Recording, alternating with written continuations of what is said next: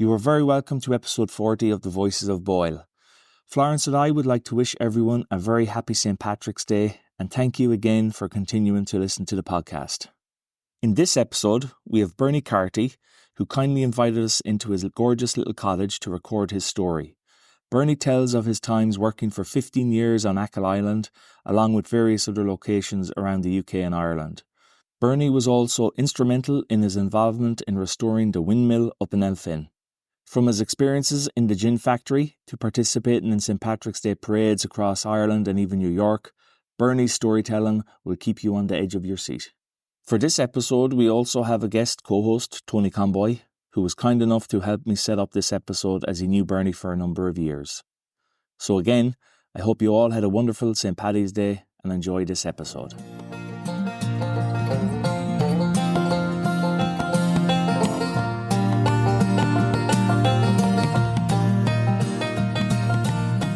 Bernie, you're welcome to the Voices of Boyle podcast. Thanks very much for inviting both myself and Tony into your lovely cottage here. Sally Garden Cottage, I believe. That's right, Carlo. Yeah.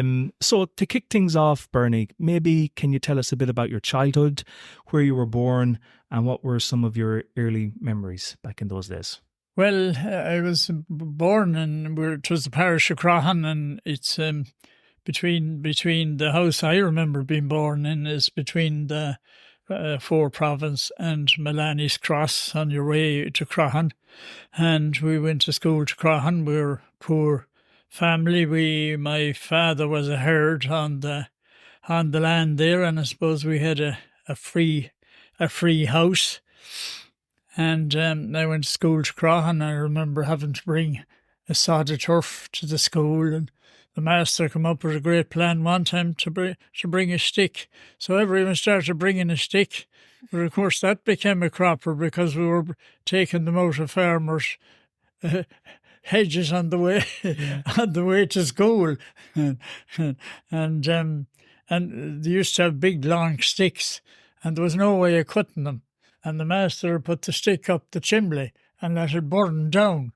Of course, we'd be always hoping the chimney would go on fire and we'd get away from school, which didn't happen. I don't know how it didn't go on fire.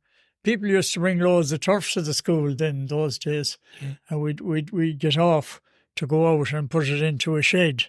And, of course, we'd be delaying the job. We'd be bringing a sod in and a sod out. I know Tony was a teacher here. I don't think he experienced any of that. No, I did.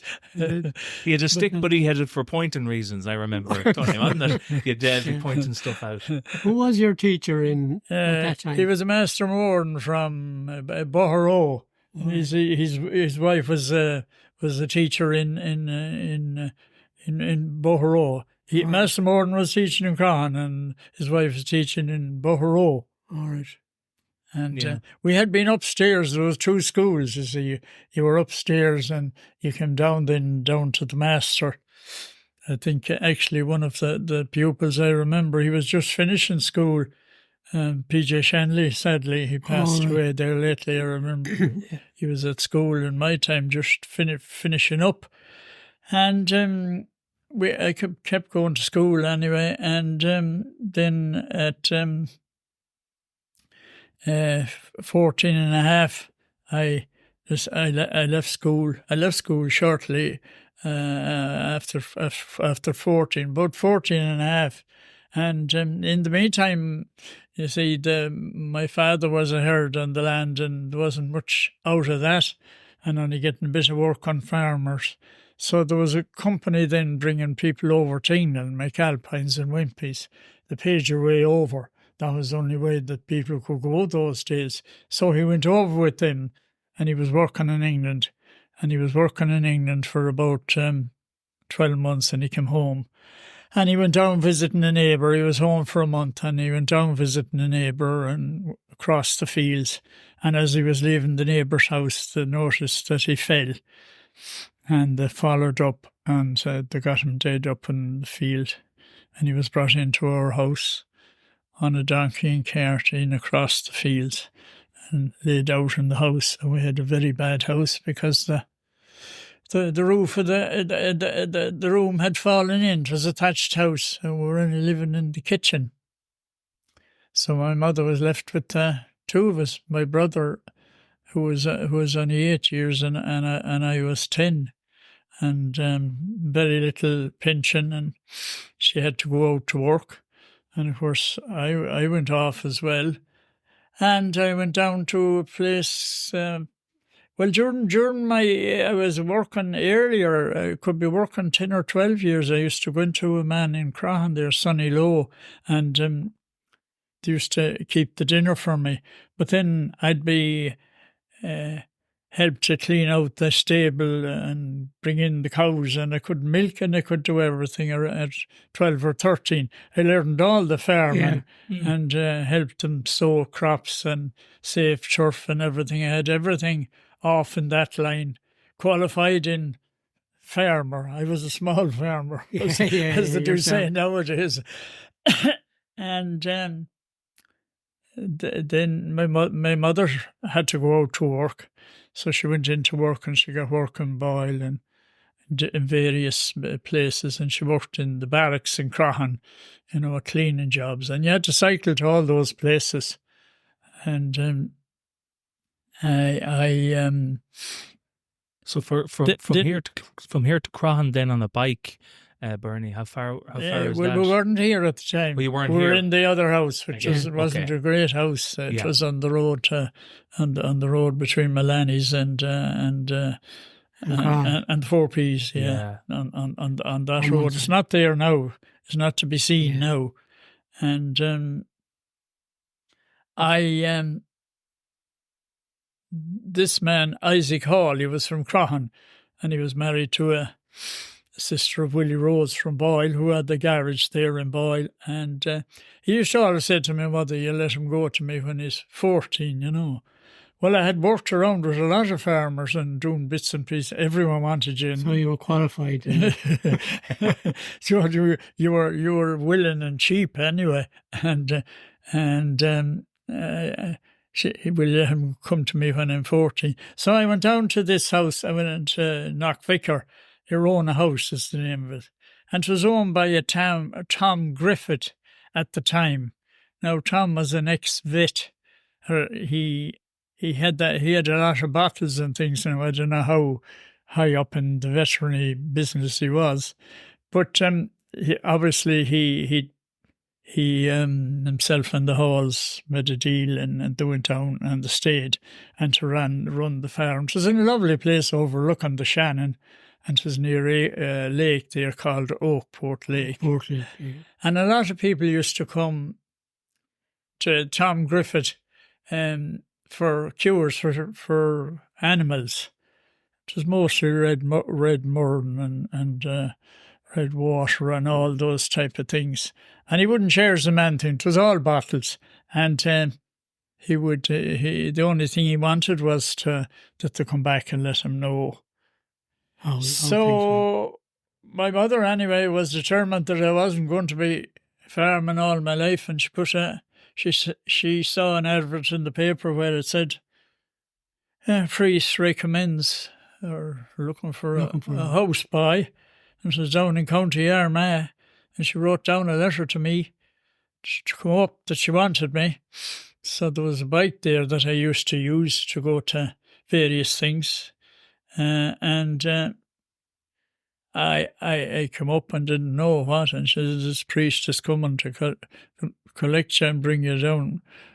I've got a job for you down in County Armagh." That was the better way, wasn't it? It'd be a clean job, and to be because if I stayed around, I'd be farming from one to the other, and she was determined that I wasn't at that.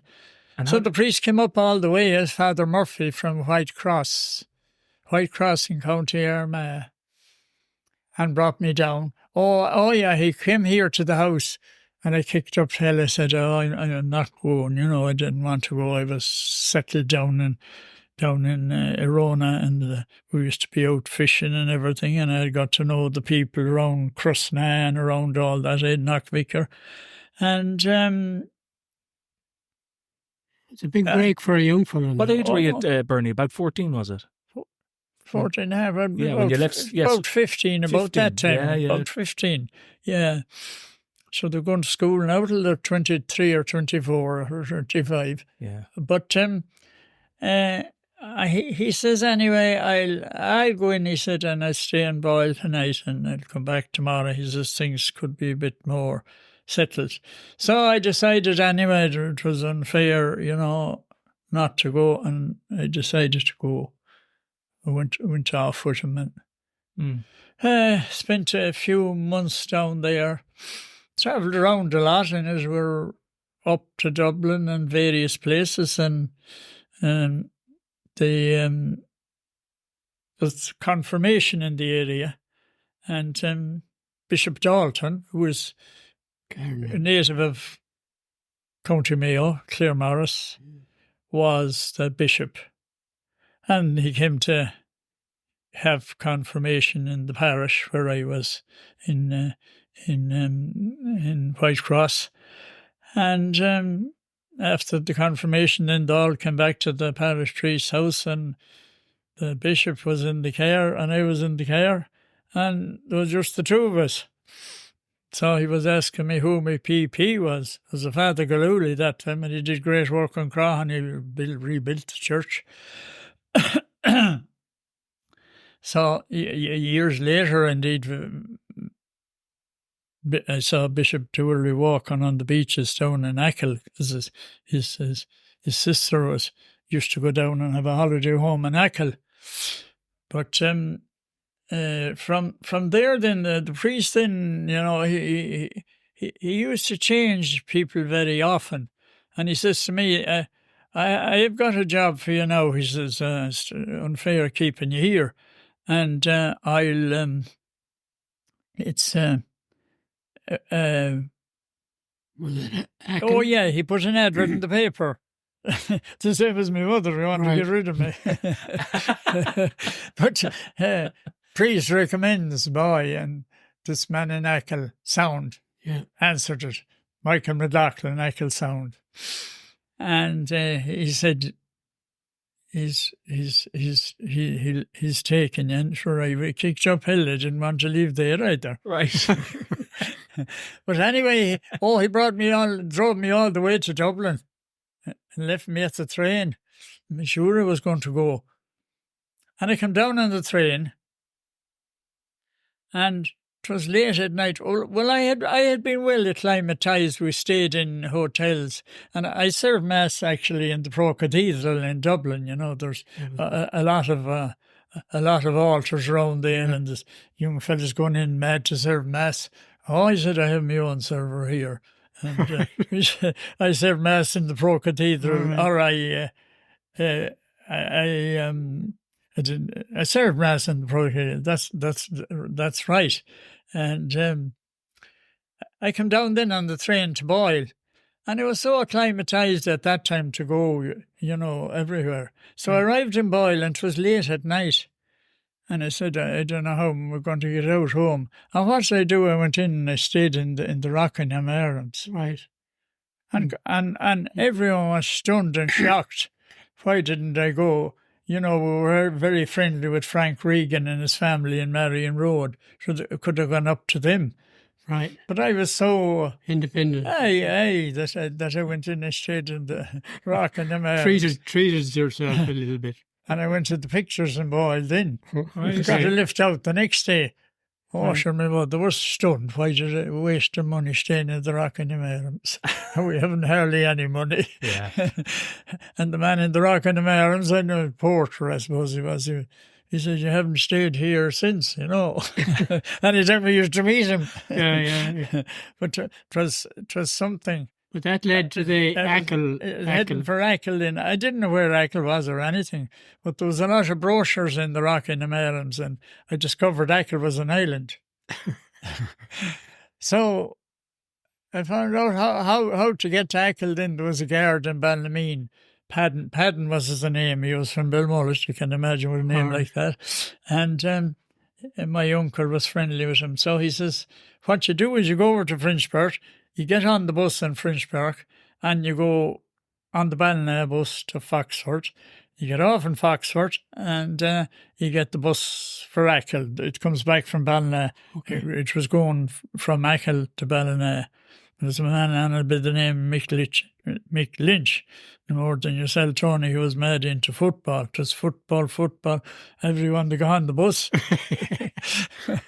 But as soon as I got on the bus, anyway, he said, "You're from McLaughlin's in Achill." I said, "I am." Oh, he had already been notified. He was told. Notified, yeah. And we're going along, and I was meeting people, and where are you going, Achill? Oh, that's an awful long way. No matter how far we went, I said, oh, that's an awful long way. But you got there eventually. I got there eventually, and I'd seen on the brochure Sweeney's of Achill. It's a big white building, big shop.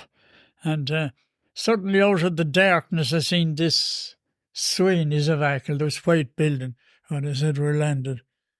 Landed in anyway in the pub. They had a generator, but it had gone down. And the place was all dark. And the next day was fair day. And I had to go into the bar the next day. So and I didn't know a pint from no introduction. Thrown in at the deep end. I was given them bottles when they were looking for a pint. Yeah, well. and I looked out from that house, and the tide was out. Not a sight of there's very little foliage or things like that in Achill compared to what you were used to out the country. God, I said to myself, it's an awful desolated place altogether. But it happened now, and going back on it now, the woman at the house was Bridgie Kilban, and she was connected to James Kilban, who is a famous singer now. James. Oh, James. Oh, yeah, I know. And actually, I stayed there for 7 years, and I knew all the Kilban family. Actually, I knew James Kilban's wife. I knew his wife when she was only going to national school. Okay. And that's going back a fair bit. And I knew all the Kilban family. And then I was there for a good while, and they used to all go to Scotland at the time, and there was a man used to come over, he was a ganger, Tommy McGrail, and of course I decided to myself that I'd like to go over to Scotland. Yeah. Well, I was still in McLaughlin's at the time, so they didn't like me going, but anyway, they didn't say anything. I was doing bar work, and you done bar work, and you done farm, and you milk cows, and you saved turf, and you did everything. You jack of all trades. And trap and pony and cart. In fact, part of the greenway now, I walked out on that greenway. The train came into Achill Sound at one time. That's right. And I used to drive cattle out on that greenway now, out on what was a railway one time, because the man I was working for had a bit of land out that way. And where do we? So you spent 7 years in Achill in total, was it? Yeah, and I went to Scotland. Yeah, I did 7 altogether. I went to Scotland then with a lot of them there, which I knew them all. I really grew up with them in Achill because I was in it when I was only very young. I knew everyone in the island and all around the Achill Sound area and that. And he had a hackney car. I used to drive the car. I learned to drive the car there, and I did all the work there, bottling stout, and bottling stout and beer. You bottled it out in the shed and brought it into the kitchen for it to get ahead. And then you brought in the barrels of stout into the kitchen for a while, and to get it's forced now. There's no need for that now. You had to get a bit of heat on them.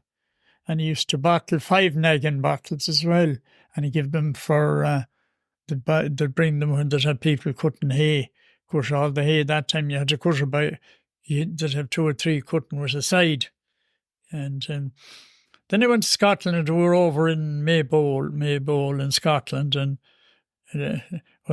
Scotland was living in sheds and things like that. And used to call them bothies or something. That's right. There were only sheds really cleared out. That's right. Yeah, they're big in the UK. These bothies. Yeah, and you made your own bed with a tick and a lot of hay and something to put into it, But though I enjoyed it. We were working. The first place we worked was down outside Maybole, down on the coast. It was near a castle there, Killeen Castle it's called. It's on the coast of Scotland. And then we could see the boat going off in the morning. We used to go to Belfast, and the gang used to say, "Oh no, lads, if you want to go, you can be on her," he said. And Right. we used to be up at 4:30 sometimes digging potatoes for the market in Glasgow and sending them off. And then we'd stay digging then for the evening and to be going to other places. Would it be the season, the picking potato season, would it be long? Well, the one we were on was the early potatoes. It was June. Oh, right, okay. Digging them in June. And they had a machine on the tractor. They used to cut the stalks, or the shaws as they call them there. And then a digger would dig them out. And they'd have stints laid out. Each person had to do a yard or two picking, and the men used to come along and tip them into a barrel and sew up the bag. And then we had to load the bags onto lorries. A lorry would come in and bring in 10 ton or 12 ton. But you go into a field and you'd say you could nearly see up as far as 4 peas there. the 4 Ps, which is a mile and a half or something up. You say, my God, sure, we won't have this dug this year. Yeah. It's surprising how you'd fly through it. Yeah. But the numbers, you'd have a good few doing it. Yeah. And then you'd move on to other places. And you go down to Perthshire as well, which was winter. So anyway, I stayed there till the autumn, and the man that I was working for in Achill kept in touch with me all the time, and he said, you can come back. So I come back again to Achill, and I went in the second year again. But the second year I wasn't so lucky because it was fierce wet, it was fierce warm weather, and they were all going out and sleeping outside. So we went out and slept outside and brought the bed clothes out, and I had a thing over me, a tent, made a tent out of the sheets and things. But the next day I had a pain in my side, and I stayed out again the next night. And after a while I got really bad, and we were down in Perthshire at this time. We had finished the Ayrshire ones, the early ones, and I went in, and the doctor sent me into the hospital in Stirling, I think it was, and he said, you have to go into hospital. And I went into hospital, and I had wet pleurisy. There was a pint of fluid on my lung. On the lung, right, yeah. And I was confined to bed for 3 months. Couldn't get out. In the hospital? Yeah. You would have been about, what, 24-ish at that stage? About that, Right. I'd say, yeah. Confined to bed, couldn't get out. Talk about nowadays, I'm after spending 2 months now in hospital with various places. But that was the longest spell ever. I spent the 3 months. Couldn't even get out to go to the toilet or anything, or to eat or to get washed or anything. The nurses used to come around washing me. They wouldn't be in a hurry going now, but what to be dodging the time. What were the symptoms then of pleurisy? Like how did you feel? I felt very, very, very, an awful pain. The lower back, is it? The lower back. Okay. It's not actually on the lung, but it's on a lining, I think, it's outer thing. But they took a pint of fluid off. When I was sitting in the bed, and the syringed a pint of fluid off, and then you're they were hoping to continue to heal, which it did, and it didn't form any more fluid. But I was still confined to bed, and it was a lovely place. Well, they treated you well there. Oh, they did very well, and of course, the people I work for as well used to come in to see me. Right. And there was 23 or 24 of them that come on their turns. And then the nurses in the hospital then said, we'll contact there's another hospital over the way here. There's Irish people in it. And 2 or 3 Irish nurses or trainee nurses came over, and they used to come over regular to me. So I had more visitors than the people from Scotland, because they had hardly any visitors at all. But we got making leather things. Somebody used to come in, craft workers used to call it, and making a stool and threading the thing in through the stool, making a stool to give you the frame, and you'd sand it down on the bed, and it was to keep you going. Yeah.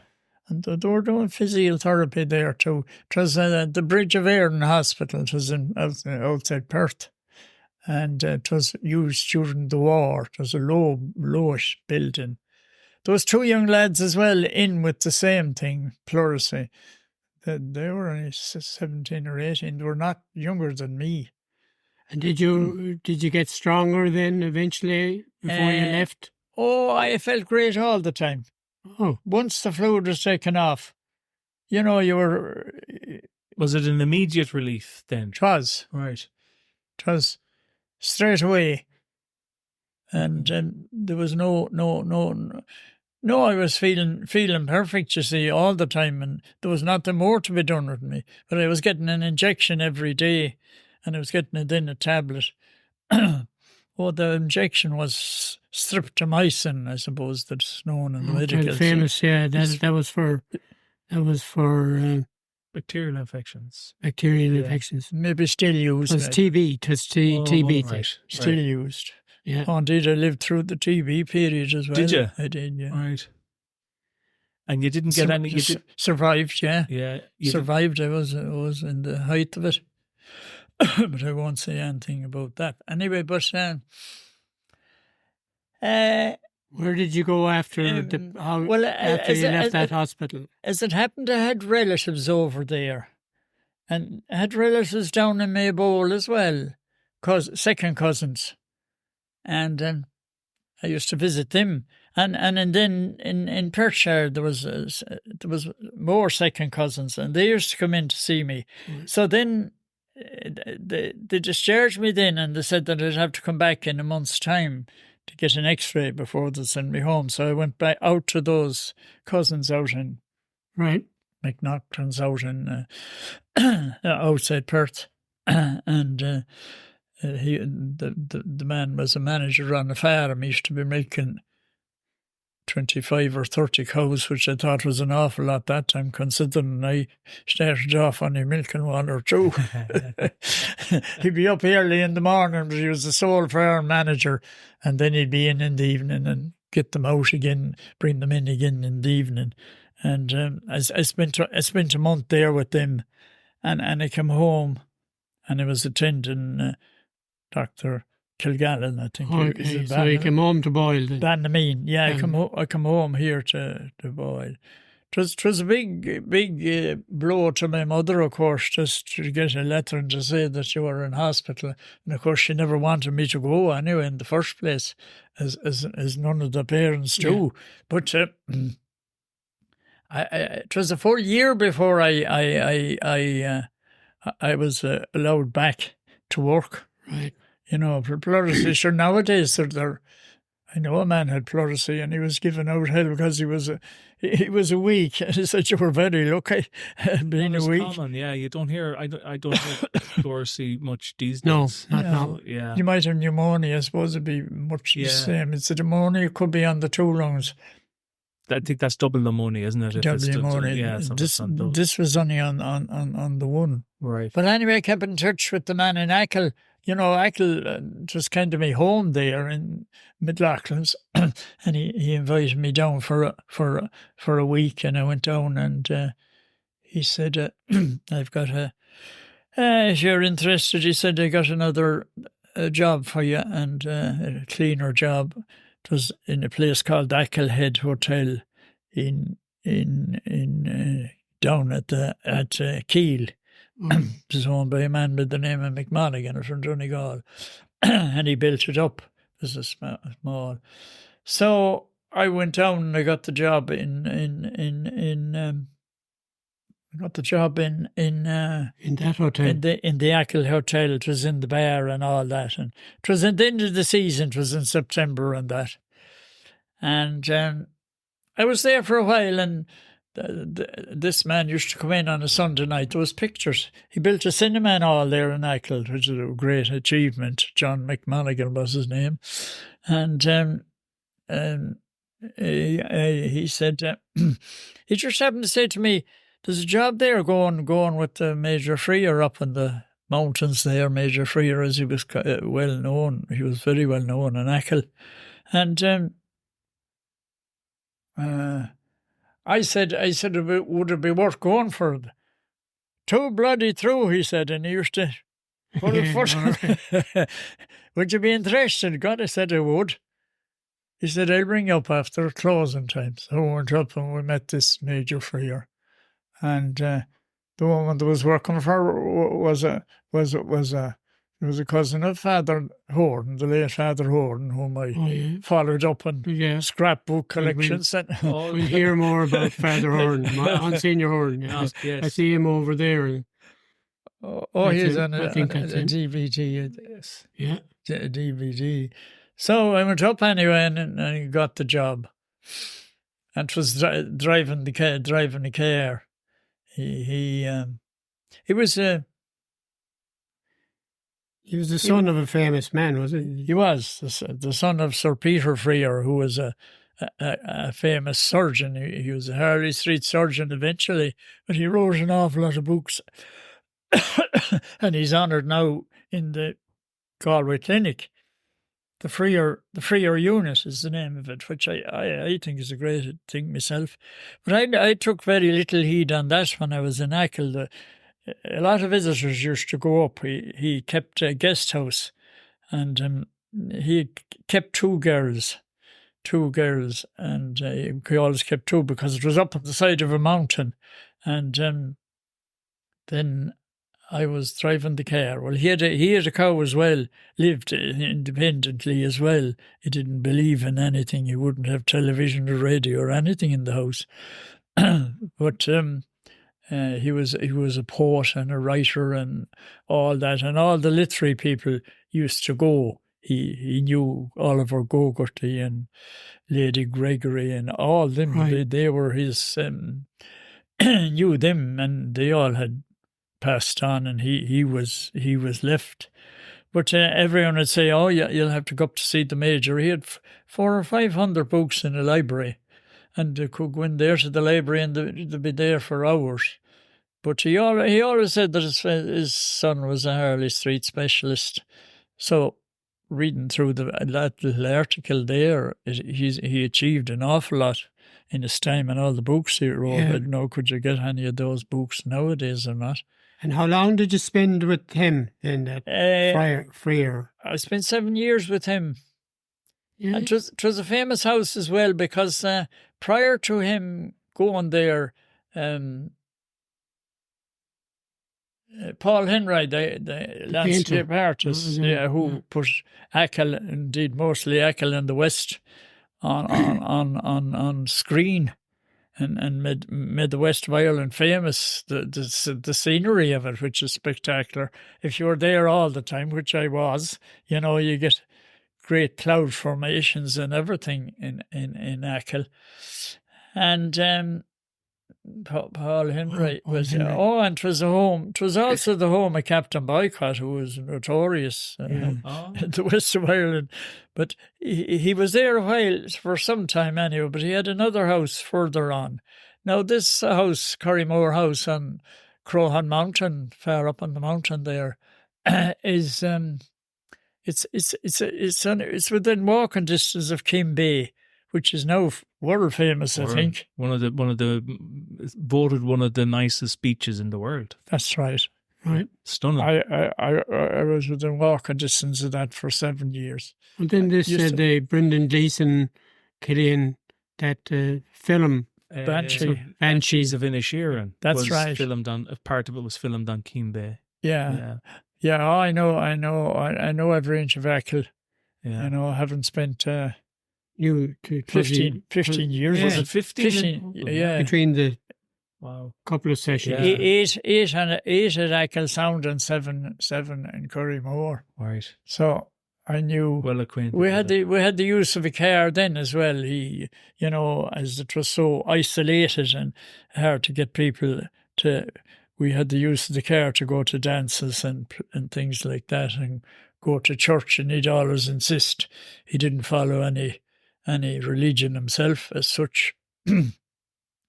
He had a son. He had a couple of sons. He had a son that had a pottery in Terrybawn Pottery, still there now, but it's run by some relatives of the man's son's wife.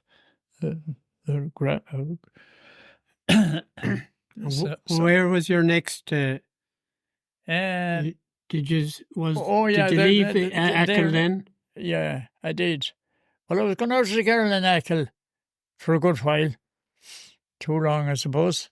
And she went to England some years prior to that, and so I always said that I'd go to England, that I'd go over to her.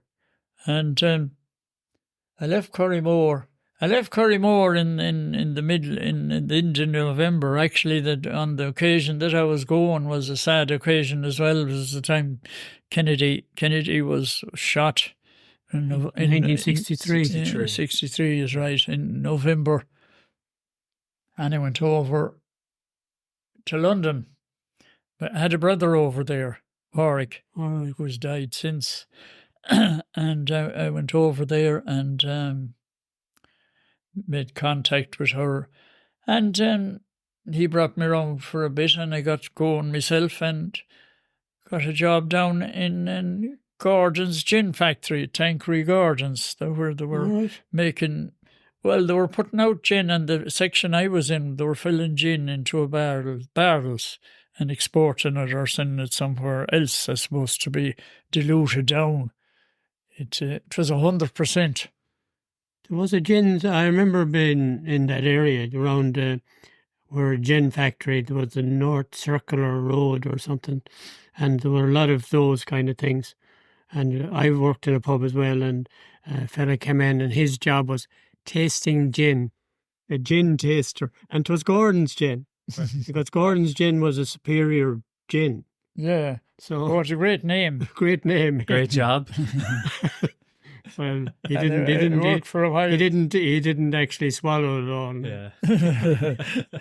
He said it was like there was a cartoon on the English papers. You might have often seen it, Tony, when you were over there. Andy Cap. Oh, Andy Cap. Andy Cap. Yeah.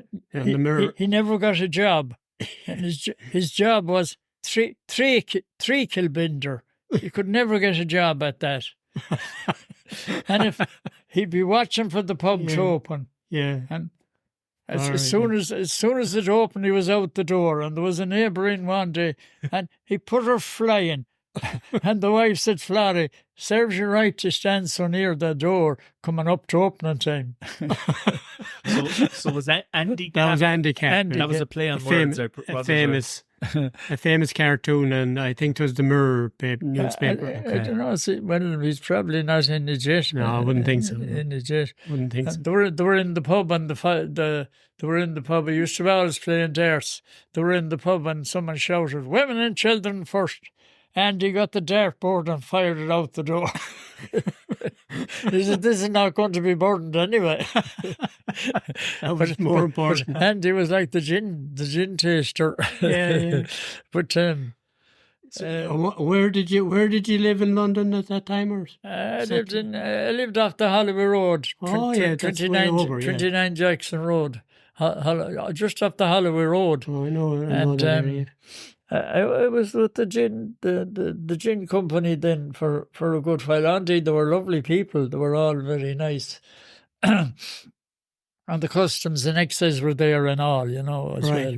We were on a kind of a bank. We were loading it up. And I had put down what you were working at before, and I had put down driving in Achill And, during the time I was there, they wrote to Major Freer and inquired about my driving and all. right. And, they were intending that I'd have got a job permanently with them if I stayed. Yeah. But the money was light. You probably know yourself, Tony. Yeah. You had to go at it. But what do you call... was the Gresham in operation that time? Oh, it was. Yeah, it managed the concerts in it and dances and... Gresham dance hall was yeah, famous. and up at the top of the town. Holloway Road. Did you ever come across... Archway, a place called Archway. Yeah, Archway. Did you ever come across Dick Whittington Monument? It's up at Highgate. Oh, yeah, up at the top where Highgate. Dick Whittington landed in London. And there's a model of a cat and a thing there. I think Karl Marx is buried in what did you call it again? Highgate. Highgate, yeah. Yeah, that's right. I think so. That's right. Cemetery. And you look out over the country. You're nearly in the country when you go up to Highgate, and you're still only in the city of London. But I was staying in digs with a few fellas, and they were saying to me, "What the hell?" He said, "Well, I had got over the winter there anyway in Gordon's, and as I said, the wages was only 11, but you went to work at 8 and you're home at 4, and a 4-penny or 10-penny on the bus. It was very easy. If you were drinking..."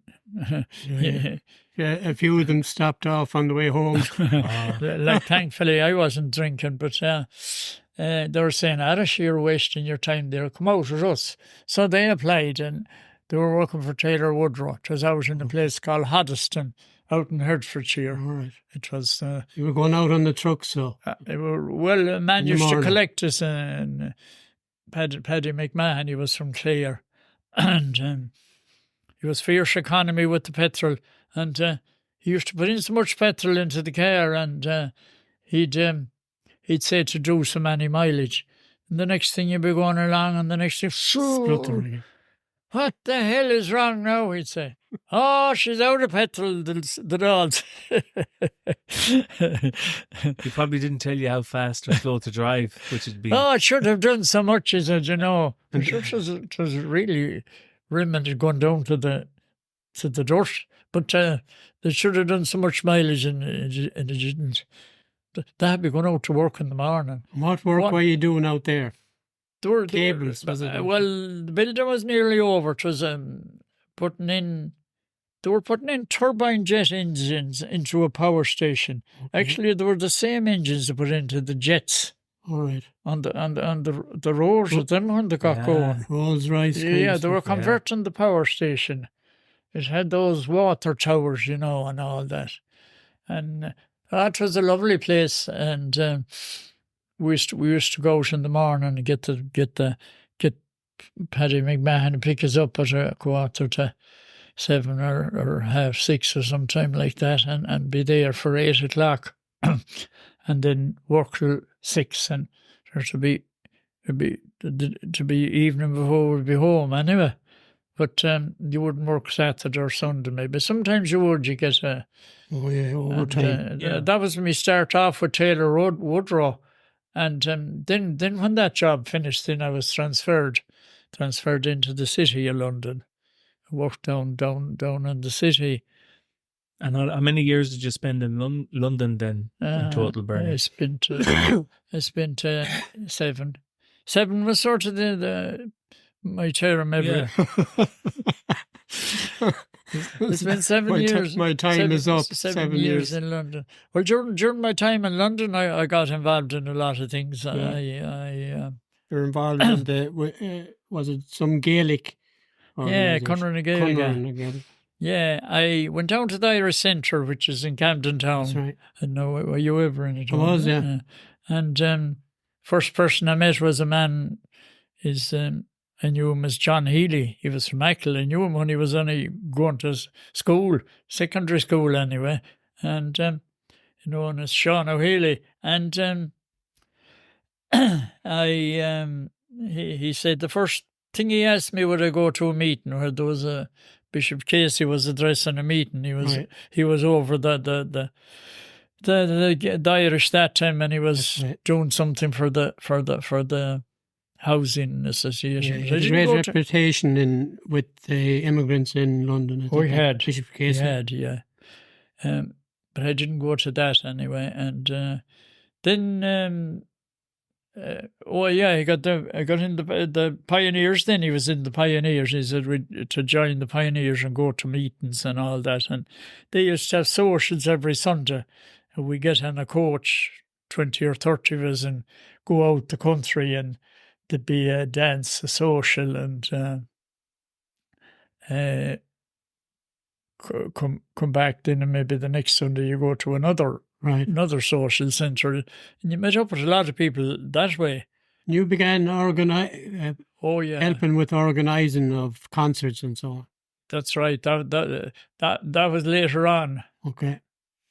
That was later on, and then the priest, Father Giblin, Tommaso Giblin. Sadly, he's not around now. He was the Franciscan order, and he was over on relief with an order of Belgian priests in Camden Town, and he wanted to start a branch of the Gaelic League and get got it going anyway. There was a branch of the Gaelic League there already in Camden Town, and right. they used to meet down on Warren Street. Okay, Warren Street. And they met out. They were the Creve London, they were the main branch. We were only just in the way starting the branch, but this Father Giblin persisted with it anyway. We got it started, and we used to have Cayley classes first, and there was all only Cayley classes. There'd be 10 or 12 only at it, and there was a man by the name of Sean Adams came and started teaching. There was a man by the name of Tommy Maguire used to come in and play the accordion for us. He's from Glenfarne, and he's honoured down now in Glenfarne. There's a plaque, if you're ever down in Glenfarne, there'll be a plaque there to him, because he did an awful lot for Irish music in London. But he died, and we continued with the classes then, and then we started having bigger Cayleys. You'd have a bigger Cayley then, where you give them tea and have a raffle and all that sort of thing. You wouldn't get an awful crowd at that either. 30 or 40, you'd be lucky. And there was Tommy Maguire used to play for us. And there was another man we met up with, Henry Dwyer. He was from Riverstown. All right. He used to play as well, play the fiddle. He had a brother in Manor Hamilton, Tommaso O Dowd. You ever come across him? He was a teacher in Manor Hamilton, and they were both from Riverstone. Riverstone, yeah. Oh, yeah. Henry came home in the meantime, and sadly Henry's not around now either. But then I suggested we should run concerts, and we had a few lassies from Kerry with us as well, and Sean O'Haley, and they said then, we know nothing about concerts. Where do you start, or who do you get? And of course, I had a big circulation going round to the flays and to all that sorts of thing. We used to go on flay outings as well, where you get on a coach with the cultist groups, and there'll be 20 or 30 on the coach, and you get in the morning around 9 o'clock, and there'll be music going on the coach all the way down, and there'll be Cayley below, and all the way back. You'll be listening to tunes the next day. They'll be still ringing in your ears. Yeah. And I knew a lot of musicians, so I said I'd put a concert together, and I did. And I put I run 5 concerts in London. And what was the venue for the concert? It was the Van Zyck Centre. We had the Van Zyck Centre. Right. It was across the road from the Catholic Church. It was kind of a club. And there used to be, it was attached to the Belgian order. All right. It was only hold about 200. And we had Margaret Barry in it, and Michael O'Gorman. And as I said, we had the Graham sisters, which they used to come to London that time on a country meets folk programme. to record it with a man called the name of Wally Whiten. He used to promote folk, and they used to come down regularly. So I went down to a pub where they were playing, and met them and asked them would they come to your concert. Do a concert, be the main act on it, and they did. And actually, they did 2 concerts for us, because in later on they joined up with a group then called the Matthew Brothers, and they came with the Matthew Brothers then the second time. Right, you had that in your scrapbook. You had some pictures of that. That's it there. And was that during the kind of when they started up the Graham Sisters? Had they formed as a kind of a band touring many years before you met them, Bernie, or were they just kind of on the up?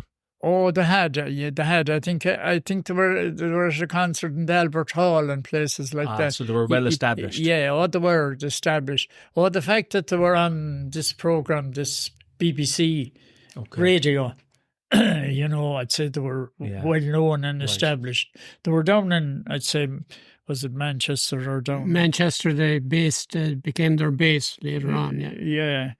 And married there. Got married there. That's right. I don't know where the full timer would you? I'd say nearly for a period. I would say from the late 60s until the early 70s, so on. They were very well. They were part of that kind of revival of ballads and whatever, Yeah, there was a big revival that time. That was when Margaret Barry and when Bridie Gallagher and all them. Well, the Clancy brothers then were the big thing in America, and that inspired. That's right. That in Ireland and in England, because England had a folk group of its, or a folk kind of tradition of its own. Right. That's right. And you didn't play? Do you play any music yourself? No. I can't play, sing, or dance, or do anything. But you could organise a good concert. yeah. Well, that was a real prestigious concert. That one in the Royal Albert Hall. Oh God, it was. If you got in there, there were big names there. Like I seen. I don't know, was it Val Dunican in that one, or was it? Oh no, the London Palladium. I think it was. I was in the London Palladium too, and seeing King Dodd in it and all them. Of course, you were there, and London was a lovely place to go around, and there was always somewhere to go. If you went down to Piccadilly Circus and sat there, you seen the whole world going by. It was lovely, and into St James's Park there, you'd be heading down towards Buckingham Palace. Yeah. And as you go into the park, there was a little bridge and a river. And it's the only place I ever seen it. People feeding birds, putting food on your hand, and the birds were coming up to eat out of their hand. On that little bridge there, as you go in towards, you'd be heading down for Buckingham Palace, down towards St James's Park. There was Hyde Park then, Hyde Park Corner, of course. That's right. I was Marble there. Arch. I used to go there on a Sunday morning to hear the speakers. And there was some wonderful speakers. And you could see anything there. Yeah. You see, the tricolour was up and everything was up in it. The police That's a story in itself. Right, okay. So after your mandatory 7 years then in London, Bernie, where did you go after that? Did you come back home, or did you go somewhere else after? Well, the girl I was going out with, that didn't materialise. I suppose it's been too long going out with her anyway. And maybe just as well. She actually went to America. So okay. That was into that. Well, then my mother was alone here at home, and I suppose I'd be tied in that line as well, that you come home. When you're in England, everyone is thinking of coming home. They're all saying, well, we'll go home sometime. Eventually we'll go home. And I came home then, and my mother was here on her own, and I brought a car home, and I was with her for the last 10 years of her life, which was a great thing. And I brought her around. She went to All Ireland Flags down in Listowel, and went to the Rose of Tralee, and everywhere. She'd never get tired, and she'd stay up all night. And I brought her around for 8 years. And we used to go tennis to the Flan Ewell Right, yeah. and all that. And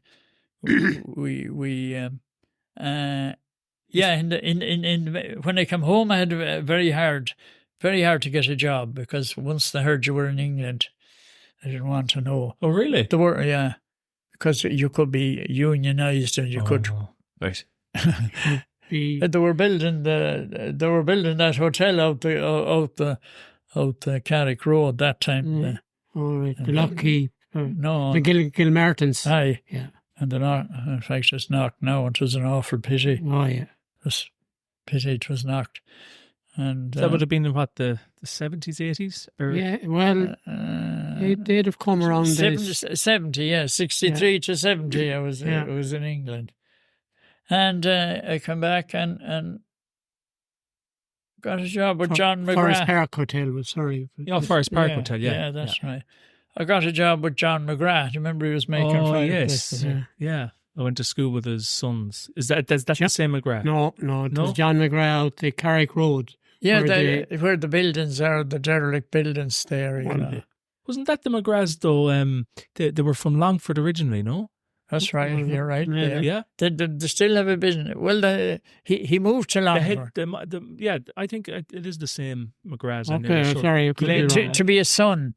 Yeah, there was Glenn McGrath, who was my age, and then there was Leonard McGrath, another older brother, and then his father. They had the house where the shipping containers are there now. That's right. Yeah, that's right. Yeah. Okay. He started a fireplace business. I thought he was a Northern Ireland person, but he was. You're right there. Yeah, he came into Boyle with a wheelbarrow.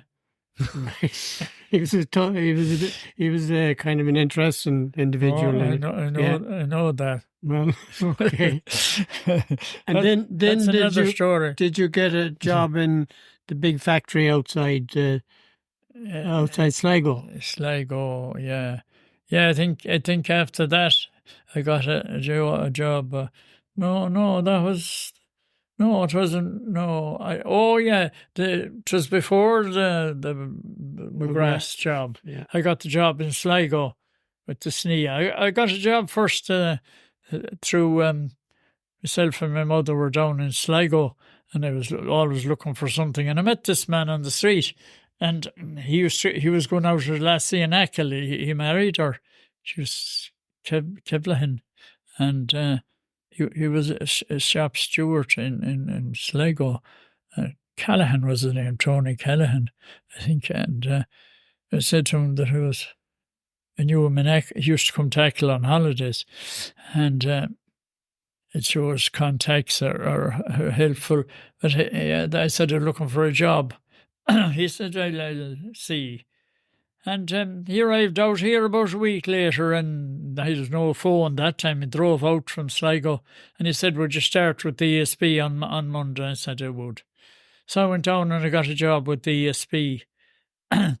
And this factory was being built in Sligo by an Italian factory, SNE Ireland was the name. They were doing nylon yarn, and they were bringing the power had to be brought from Carrow across the mountains and over a road and over the Garavogue River and into wood and up into the factory, and there was a big uproar on it because they wanted it to go underground. It was going to spoil the scenery. Right. Yeah. So they decided it went underground eventually. So a trench had to be dug all the way from Carrow as you go into Sligo, the old roads as it was, across the mountain and down by the river. It's what you call the Holywell Road as well. That had bring you out to where the Holywell is there in Sligo, outside Sligo. That is on once a year. There's big ceremonies out there, but and across down the fields and under the river, the power line was going under the river, and I got a job on that with the ESB, and I was with them. It was only temporary, like they took on people, and I got a few months with them. Right.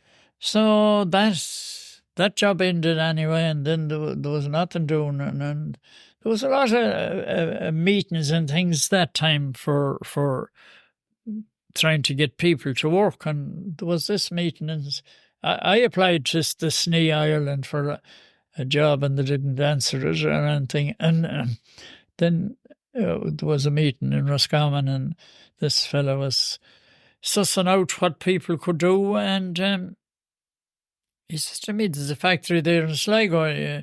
You strike me as a man that might be suitable to them. And I said I applied to them, and they didn't answer me. So he said, I'll have a go at it. And by God, he did, and I got a job with them. It was shift work. And one of the people who was interviewing me knew Ackle, and he knew the major and all that. Right. Ackle was a big anchor point. Yeah. There was connections everywhere. Yeah. Oh, God, don't tell me about the major, he was said. Yeah. He was Agnes something. He was from Northern Ireland. But what did you do at the factory in Snea?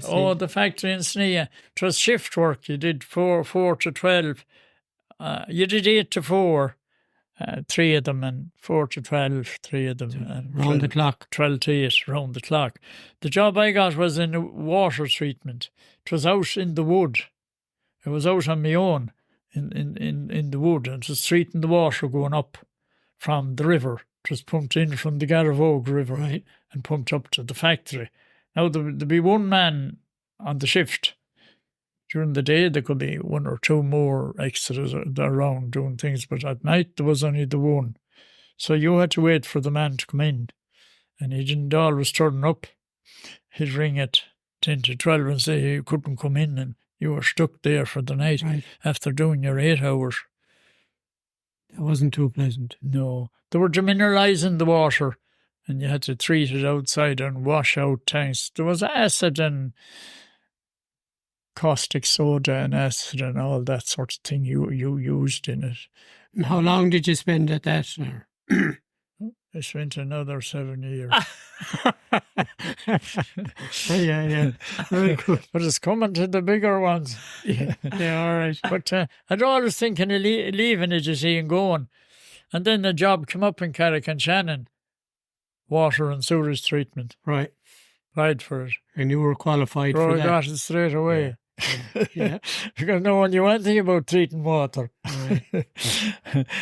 But I wasn't too happy with it. I had to go around the town reporting on leaks and reporting on this sort of things. And you didn't spend. I left it. I left. You didn't spend 7 years at that. No. Yeah, okay. It was only a couple of months at it, and I left it. And it was then that I got the job with John McGrath. Okay, right. I had him out. That's when John McGrath came in. I had him out of sequence there. Okay, yeah. Well, no, it doesn't matter. I know. I got a job with him anyway. He gave me a job, and he's a decent man to pay you. Okay. He's a hard man to please now, like. But there was a lad working for him, Neil. He was married there to Connolly. Do you remember her father got killed in... Oh, Tommy, maybe. He got killed in Feely's. Yeah, I remember him. I worked with Feely's, and he was there at that time, yeah. And a good worker and a nice man, yeah. Tommy, I think Tommy. That Neil was married to Florence, was her name. And after John McGrath? After John McGrath, then I was here, and a neighbour of mine up the road, Jackie Kelly, used to visit in, and we were friends and all that. And mid one day, and he said, there's a job going there in Elphin, supporter in the bank. He said, I was told about it, he said, he was farming, and he said you'd have to be dressed up and collar and tie on you every day. And he says he wouldn't be into that type of thing. He said you should apply. So I went up and I applied, and so I didn't think there was a hope in hell in getting it, because I said some married man around the town will get it. So I went in anyway, and I met a man, Don Shanahan. He was the bank manager at that time. He was into football too. And I went in, and he interviewed me anyway, and he says, well, I'll let you know in a week's time, he said, whether it's yes or no. And I got a letter in a week's time to come in and start. What year was that now? What'd it be? Around. 7 years. I come back in 77, I suppose. 77. 78. It was 78 or 79. Right, yeah. 78 or 79, I think it was, yeah, I remember. And they started. But you got on well there, didn't you? Oh, I spent 30 years there. Right. That's a big jump now from the 7. he broke the... But the porter then was phased out. Right. You know, and the porter was phased out, and there were. You did a bit of gardening there, did you? Oh yeah, you had to do the garden too. The garden was nearly as important as anything else, because the manager and his wife were living in the house. Yeah. You had to sow vegetables and everything, and you had a lot of time on your hands as well. Okay. Because you opened up in the morning and you took the stuff out of the safe and you did all the things that had to be done, and then you were free for a good while, you know. And And was that where you kind of developed a like of flowers? Is it? No. My mother always had the flowers here. Right. Yeah. When we came down here to this house, there was nothing but a field, and she created all the flowers herself all around the house here, and always had flowers. And then when I came home from English, I started making it bigger, made it into a half acre. You see the pictures up there. Yeah, there's some pictures. Yes, yeah, I see them on the wall. Yes. Yeah. Here, And anytime any of us were driving past, especially at this time of the year, the daffodils along the road, there. They kind of faded along the road now. But it won several prizes as in the garden competitions. Came third in the west of Ireland, I think, there, which wasn't too bad, I suppose. When did you start at the attending the various The parades. About the 80s, I think. Yeah. About 82. Well, I always had an interest in it, and of course in the little book that I wrote there, Yeah. and it tells you. Parade Diary by Bernie Carty. Yes, yeah. I put a little photo of that as well into the post. Flowers, floats, flags, fairs, and festivals. It gives a bit of everything, about the gardens and about everything. It was published in 82, I think, or sometime like that. I always had an interest in parades and things. And I met up with a girl in Boyle, May Conway. You didn't know her, Tom. She did, May Conway, yeah. She died a year or two ago, wasn't it? No, not her. Was she the musician woman? No, she worked in Brogan's Chemist. Okay. Okay, that's the same. Actually, she has published 3 books. She might be a feature for an article. Okay. I'll show you the books before you go. Yeah. Okay. Where did you kind of go on parade, as it were, or with your floats? You went to Boyle. I know you were in Boyle every year. I met her. Well, I had always had an interest getting into it, and then the time had come, and the next thing, March comes in very quick, and all that, and next thing that year was gone, the other year was gone. Then I met her, May Conway. I met her at a parade in Longford. She worked in Brogan's Chemist. She was from Gurteen, County Sligo, and she said she always, her mother used to be always into that type of thing as well, and that she'd be interested in it. So of course, as soon as I had somebody to back me up, it was a great support, and that she'd sit on it. It tells you all in that little parade diary book, but. We got a float ready and started off and went to Roscommon. I entered it in Roscommon Easter Parade for a start, and that was a big move.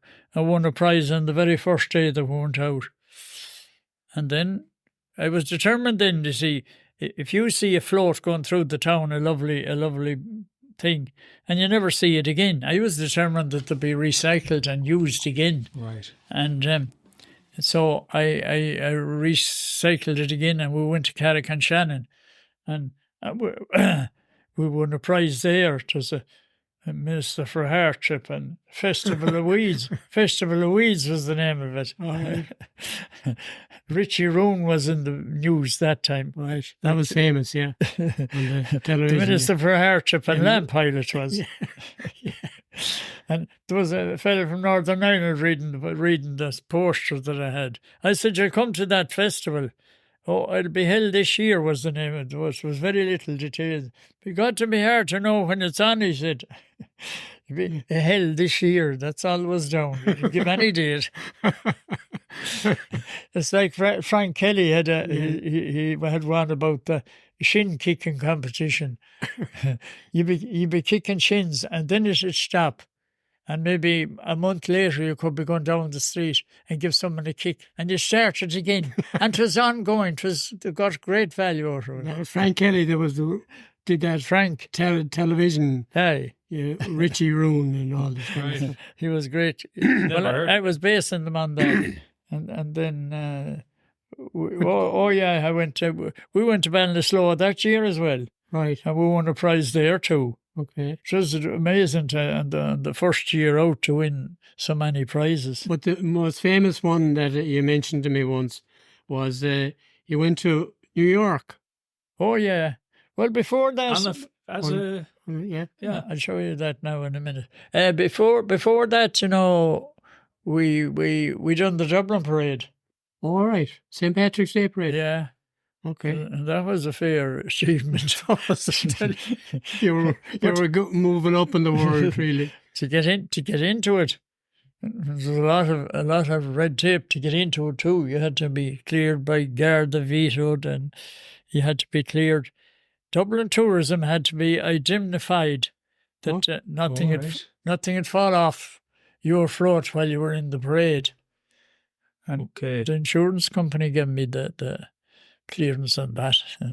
Surprised that they did. That's the make on. Yeah. And what year was that you did the Paddy's Day Parade in? I think it's there, and that was it was 83, 4 or 5 was it, or sometime. The windmill float in Keju 84. You see it here. That's the windmill. We can move on to the windmill in a minute. Yeah. Will you have enough of tape? You have to go to boil for tape. Yeah. That won't be a problem. But anyway, tell us about how you ended up in New York. Yeah. Oh yeah. I had done everywhere. I did all the 4 provinces. Took part in the parade in all of the 4 provinces. Did Letterkenny. I did Achill Island. I brought the float to Achill Island. And I did it in Athlone and Letterkenny, and I had done all the... Kerry, did you do Kerry, the Roses Tralee or anything? No, I applied there. I got a photo taken there with all the roses, see it up there. Right. Very few got that photo. No. Got that photo. I tell you, that's all 32 roses are there around the car. Yes. Right. But I had done all Ireland, and I always thought there used to be a great parade in London, the Lord Mayor's Parade. Did you ever see that? I did, it was in the autumn of the year. It was a great parade, and I was thinking that I might go on that. Then I was thinking the New York Parade, but of course the New York Parade is all walking. Right. It's really walkers. There's no floats. Yeah. There'll be bands, all right. Danny Burke could be there. Yeah, he would. Mildred. Yeah. Danny Burke is the Castlereagh band. Yeah. Okay. So Paul Claffey came up. I used to listen to Paul Claffey regularly on the radio, Paul and Jerry, and Midwest Radio. Midwest Radio, and they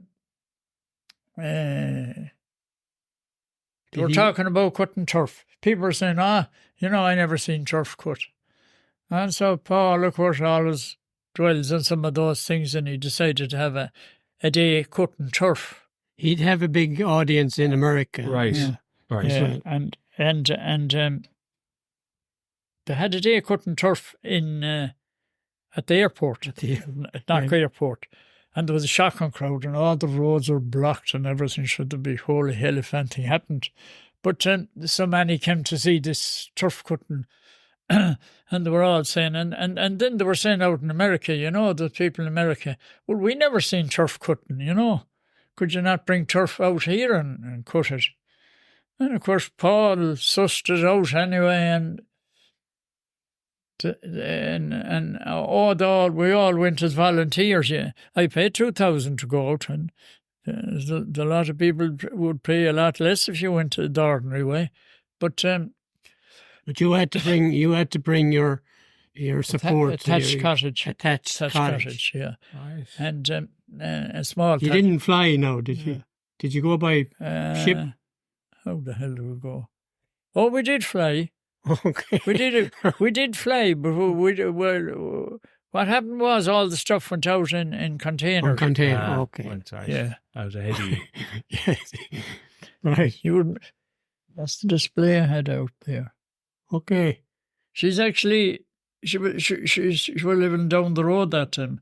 She was married to Helen Right. Gunning. All right. And she was out with the set dancers.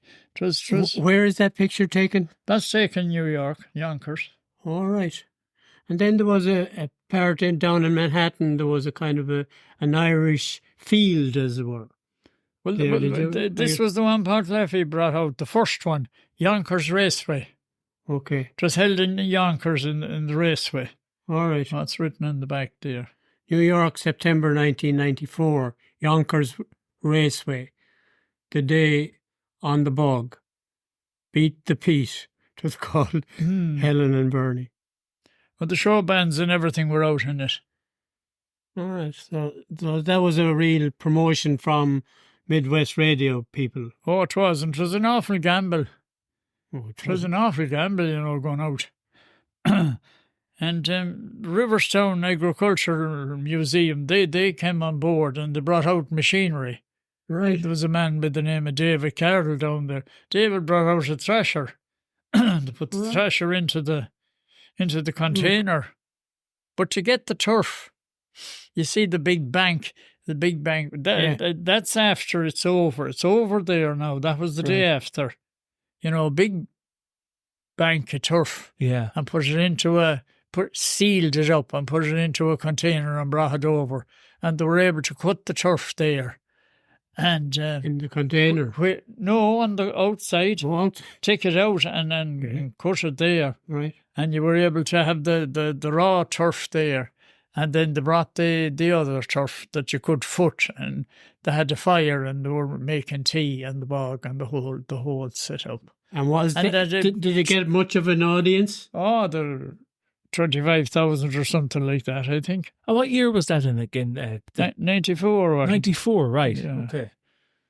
I suppose there was a video on it. Indeed, I didn't appear in it, and after all, After all your contribution? They were near enough to me seeing in. There were forces I took in it. No, they're not great ones. Roscommon is featured there. I had a flag with me, Roscommon flag. That's the thrashing machine. David Carroll, yeah. Oh, I see. That's the bank now. That's the bank.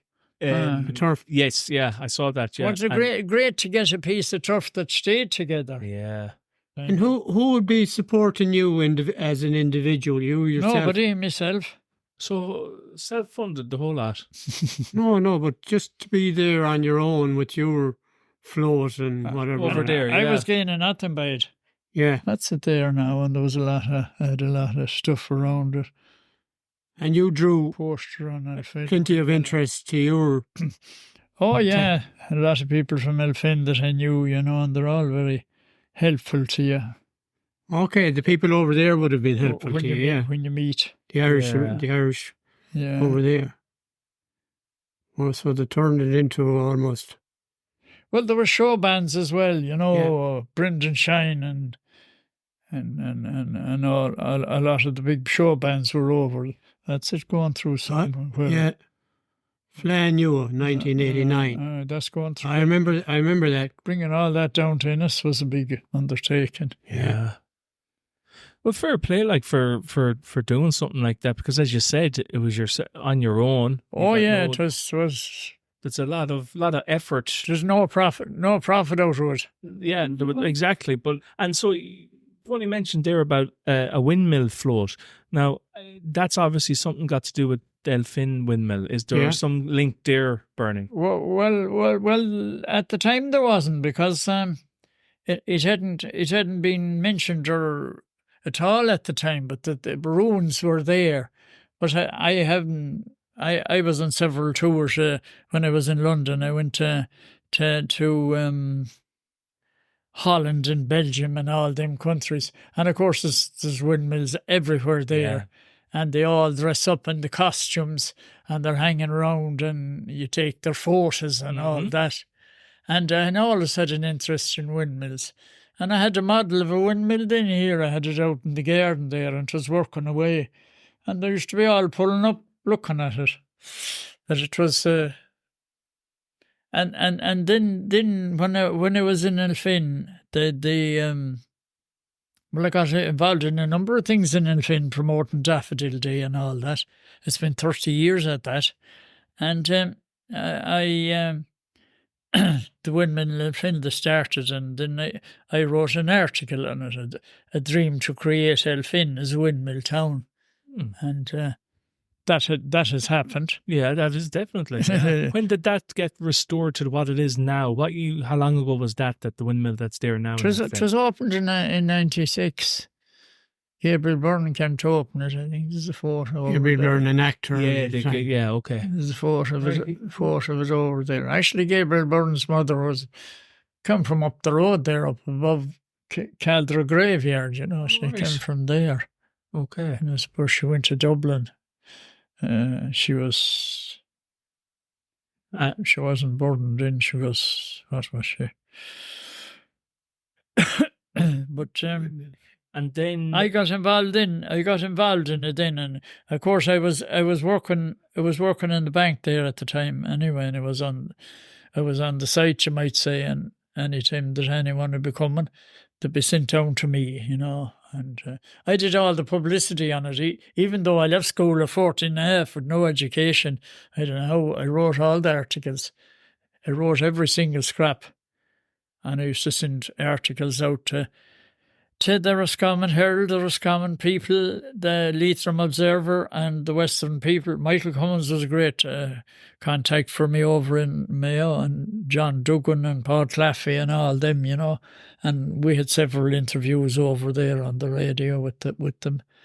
And that the windmill became a good success, didn't it? Oh, yeah. Like there's many big plans had been announced for various places and came to nothing. Right. We to restore it completely, and built the cottage beside it, and built the farm museum, which is full of machinery. There's a thrashing machine in that, which we went up to Longford and bought, and it's a fully serviced site where it was only a ruin. I think they have a photo of it on it's out there now. Yeah. And then you don't remember it as a ruin. Oh, probably didn't pass much heat on it at that time. No, it became very visible after. You weren't in much in Elphin maybe those times. If you were going to people who went to school to Elphin, I suppose, it'd be on their radar. Would remember it. It was only a round tower. It was listed in ruins in 1830 or 18 something. And it wasn't touched in 1992, so you can imagine. It's nothing. And everyone thought it was a mad idea.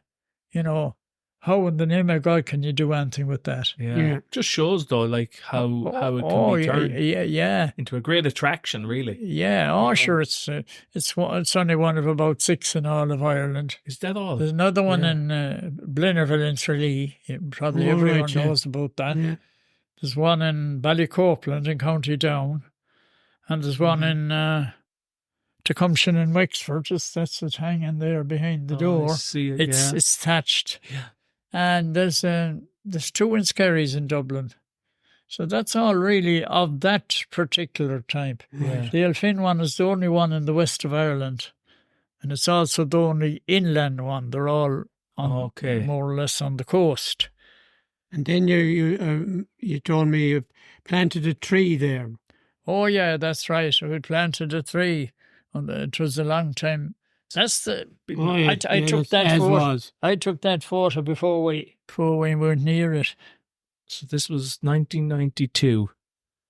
Okay. See, there wasn't a wall or nothing, and it was overgrown, and all the walls had to be built around it. So what was it originally then? A round tower, like a lookout tower? Yeah. Something like that? No, it was a windmill. It was a windmill? For grinding corn. Supposed to be built by the Bishop of Elphin at the time. He was a Protestant bishop. Yeah. That's great. And how it stood the time, you know. Yeah. That it was... well, as things were built back in those days, as we know, they tended to last longer than they do nowadays. But we were lucky that we got an architect, Dr. Fred Hammond. He had restored the Tralee one before that. So we got him in Elphin, and he drew up all the plans for it. Mm. And the FOSS scheme as they were at the time, very few of them had ever took a saw in their hands or anything. And you buy a bit of timber, you have to make use of it because you couldn't afford to be buying timber. And the foreman was very good, Michael Finan from Castlerea, and that's what they ended up with. But it's all wooden works inside, whereas most of the other ones are iron works. Right. It's all made of wooden cogs, and it's amazing how the mechanism works. And they're still perfect, but it's kind of seized up now because it hasn't been moved. Mm. The roof is only sitting there. You can revolve the roof. Right. You can revolve it round to put it to north, south, east or west. Right. And or for to catch the wind, you see. That's the way they operated it. And so Tony was telling me as well, Bernie, about Knock Airport, that you had a huge interest in that when it was developed, and also you used to cut out a lot of clippings from papers and keep them, and you gave them to Knock recently. Tell us a bit about that. That's right. That's right. Well, you see, I travelling over and back to England, and you know what it was like, Tony, to get on a train in Boyle and go up to Dublin and go across on the boat and down from Holyhead and the whole thing. Euston Station. You can go over now, and some people have tried it out. They've gone down working on the bog for an hour or two in the morning, come back home, have something to eat, go over and get on the plane and Knock, and be in London or some place for their tea in the evening. So it was amazing. But I was listening to John Duggan, I think, I suppose, on Midwest Radio. He started doing a lot on it, and Midwest Radio was only new enough at the time, you know. It was a pirate station. And well done to Paul Claffey that kept it going and still has it. Very strong now. One of the most famous in the country, I think, now at the moment. Local radio, yeah. And they have television, and they're on television as well. And I used to be listening there, and I thought it was a wonderful achievement. And when I come back from England first, there was a few people that I picked out that were doing great work. One of them was Father James McDyer in Donegal. He was he was huge, doing huge development, and the other one was he was nearer home. Joe Mooney in Drumshambo. Joe was always Joe Mooney, advertising or trying to get things done. And Toastal was his and he was trying to get a canal built, Acres Lake, bring it in. Eventually got that done. He was always pushing for that. And the other one was Monsignor Horn. And he tackled into doing the airport. Well, there was talk of an airport in Connacht. And I suppose there was an airport, a strip in Castlebar. And, of course, everyone thought Monsignor Horn was only going to put in a small airport. Little hop. But there was no site. They were talking about it even in Strokestown going up. Everyone was going building an airport that time. And because they felt there was one needed for the West. Mm. And how the site was found, and I've seen Michael Cummins wrote this, and he says, it is genuine. There was a travelling man camped around Knock, and he used to do work for Monsignor Horn. He used to do bits of work on hedges and different things. And a goat came in to the shrine and started eating the bushes. The Monsignor said, we'll have to get rid of this goat. Do you know anywhere we could get bring him? Oh, I do, says your man. And put the goat into the car and drove over to this present Borna Coogan or wherever it is, Tresonia Mountain. Let out the goat. And sure, when the Monsignor looked and saw this vast area of ground, he said, this is the site for the airport. And Monsignor, or Michael Cummins said, that's a solid fact. That's how it was discovered. That's fascinating. Yeah. That's a fascinating. The cynics, those who were thought was a pie in the skies thing, referred to it later on as the foggy, boggy hill. Okay. Well, you see, the West of Ireland, they never wanted anything in the West of Ireland, and it was all, I always used to hear about the Dublin government. Yeah. But unfortunately, we had a West of Ireland government since, and they didn't do a lot for us. The man in Castlebar didn't anyway, not for us. But and Albert Rillins was Taoiseach as well. Didn't do anything for us either. But then there was the famous meeting of Joe Fahey, the RT reporter, and Canon above their Horn. And he says, what are you doing here? He says, I'm building an airport, but don't tell anyone. You probably came across that. Yeah, I heard that. Yeah, heard that. And he said, well, that's been repeated a lot lately because there's some anniversary come up. You collected the cuttings from the paper. And we have no money, he said, and we might have it next week or maybe the week after. But he got a great contractor there, Harrington's. They were living near, and they had a quarry.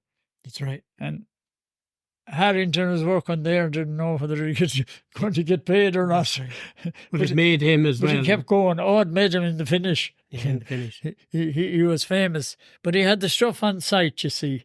That was the main thing. He had all the stuff on site. Rock. But I started collecting then. And I have it from the very first sod cutting day, which was only a bit of concrete. And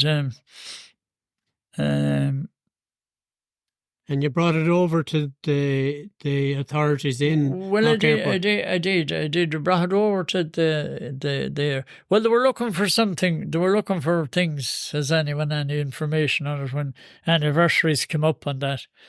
I was over and I got talking on the radio on one of the days that they were doing something. I don't know what it was. But it was Midwest was doing the programme anyway. But I had the press cuttings and all with me.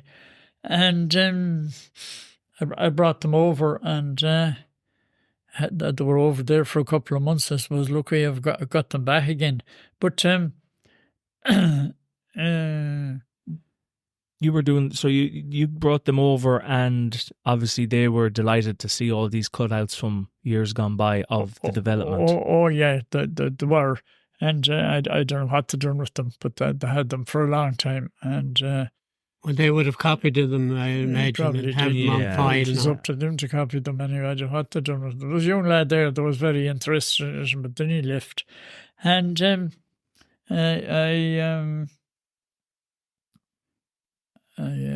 They didn't give you any free kind of passages to London? Or No free flights or anything, no? No, they gave me a free pass out at the gate. As I said, I wasn't looking for it, and they gave me a cup of tea or something. Yeah, Well, the scrap the €4 you pay going in or whatever you pay going in. When you pay going out anyway, so they eliminated that. But nobody came up with anything, you know. One scrapbook come in and it was half about their own. You know, I see you would have a scrapbook you're selling, you'd have pieces on your selling, you stick a few pieces on knocking and the end of it, and but I was the only one, so I'd say I was the only one in the country, and I brought them over as well. They were over, they have a museum there in Knock, and I brought them over there. They were looking for something, and I brought them over, and they had them for a few months. It looked like to get them back again. Yes, but I think the one man that did photocopy them was the librarian. He's involved now in Trust there. All right. He left. It could be Richie Farrell. Aye, maybe. Richie Farrell. He had them for nearly a year up there. He photocopied them, I know anyway. Yeah. He has copies Oh, of he them. do that. And I have all the original copies myself. Well, I think that about covers everything, Bernie, that we wanted to chat about. I'd just like to say thanks very much. Very insightful conversation. And also to you, Tony, for being my co-host for today. Thank you very much. You're welcome. Yeah, enjoyed it. Thank you, Carl, and thanks you for coming and taking an interest. And I suppose thanks to Tony, who researched it and found out about it in the first place. Exactly. And I know Tony and his wife have contributed great lot to the town with music and with everything, and we all remember Dyer Morris's great That's singing, it. Cayley House. singing pub Cayley and House. Boyle. Yeah, that's exactly Which is it. the home of Cayley House, and I'm delighted to be able to contribute something. And I know your family as well were on the Crescent. That's there. right, yeah. And, My mum knows you well, she said. Mary, yeah. Mary, is it, yeah. Yeah. And she bought a banjo off me one time. Did she? She did, yeah. I'd be sure to remind her. I don't know was she going playing it or not, but she was she had a great business there. Yeah. Lovely. Well, thanks very much. Thanks very much, Bernie. Thanks to yourselves. Thanks, Carlo. Thanks to yourselves.